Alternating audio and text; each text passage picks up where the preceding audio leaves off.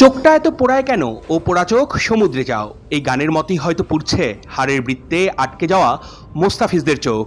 তবুও যোদ্ধাদের ঝিম মেরে প্রাচীন কোনো জনাজীর্ণ প্রাসাদের মতো আকীর্ণ হয়ে বসে থাকলে চলে না। হাড়ের বৃত্তটাকে ভাঙতে হয় হালকের মতো বড় হাতুড়ির কোনো আঘাত দিয়ে।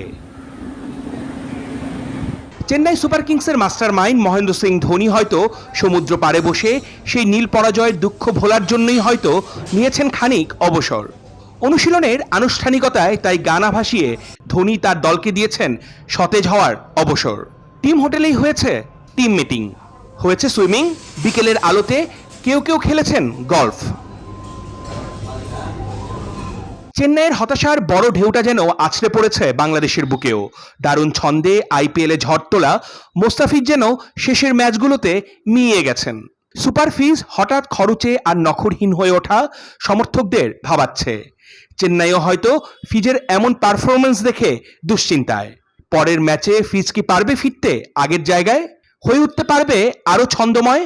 অনেক প্রত্যাশা নিয়ে এম.এ. চিদম্বরম স্টেডিয়ামে মানুষ আসতে শুরু করে কিন্তু দুপুর থেকেই। সবাই নানা রকমভাবে ধোনির জার্সি কেনে এবং সারাটা সময় কিন্তু মাঠে ধোনি কখনো মোস্তাফিজ বলে চিৎকার করে।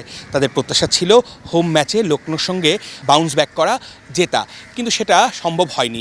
দারুণ একটা স্কোর করেও ধোনির দল জিততে পারেনি। সে নেক্সট যে দুইটা ম্যাচ আছে চেন্নাই সুপার কিংসের হোম ভেন্যু, যেখানে মুস্তাফিজুর রহমান এই দুইটা ম্যাচ পর্যন্তই কিন্তু চেন্নাই সুপার কিংসের আছে, কারণ বাংলাদেশ ক্রিকেট বোর্ড তাকে এনওসি দিয়েছে 1 মে পর্যন্ত।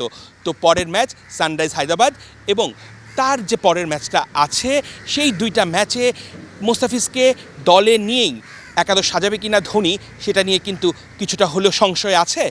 তবে বড় প্রশ্ন হচ্ছে, গেল ম্যাচটায় লক্ষ্ণৌর সাথে বোলিং ডিপার্টমেন্টের কেউই কিন্তু ভালো কিছু করতে পারেনি। ঘুরে দাঁড়ানোর জন্য, ভালো কিছু করার জন্য মোস্তাফিজকে দলে রেখেই হয়তোবা পরের দুইটা ম্যাচে একাদশ সাজাবে চেন্নাই সুপার কিংস। অর্ণব বাপি, 71, চেন্নাই, ভারত।